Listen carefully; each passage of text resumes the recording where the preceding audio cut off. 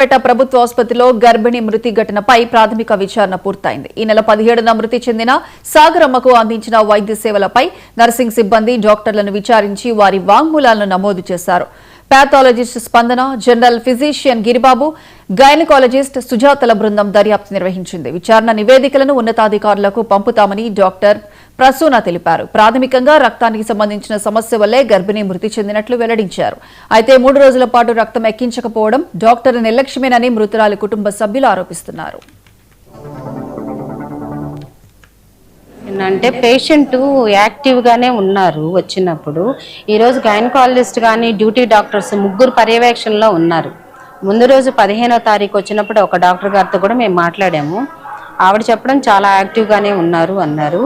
తర్వాత next patient డ్యూటీకి వచ్చిన డాక్టర్స్ 16వ తారీఖు 15 సాయంత్రం ఆవిడ డ్యూటీ హాస్పిటల్లో అడ్మిట్ అయ్యారు. 16వ తారీఖు అంతా యాక్టివ్ ఉంది. కానీ మీరన్న పాయింట్కి మనం బ్లడ్ ఎందుకు పెట్టాలి అనేదంటే ఏంటంటే ఇప్పుడు పేషెంట్కి కొంచెం స్లో ప్రాసెస్ ఉన్నప్పుడు బ్లడ్ లాంటిది పెట్టినప్పుడు ఇమ్మీడియట్గా డెలివరీ ప్రాసెస్ ముందుకు జరుగుద్ది.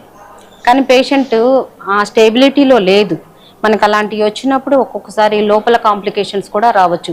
అంటే రప్చర్ రావడం కానీ ఆమెకి ఏంటంటే ముందు సిజేరియన్ అయింది, రెండోసారి సిజేరియన్ అయింది, ఇది 3వ సిజేరియన్, రెండోసారి నార్మల్. అది విచిత్రమైన విషయం ఏంటంటే ఫస్ట్ టైం సిజేరియన్ ఎక్కడో జరిగింది, రెండోసారి వచ్చినప్పుడు సిజేరియన్ని నార్మల్ చేశారు మన హాస్పిటల్లో. ఇది 3వ కాన్పు.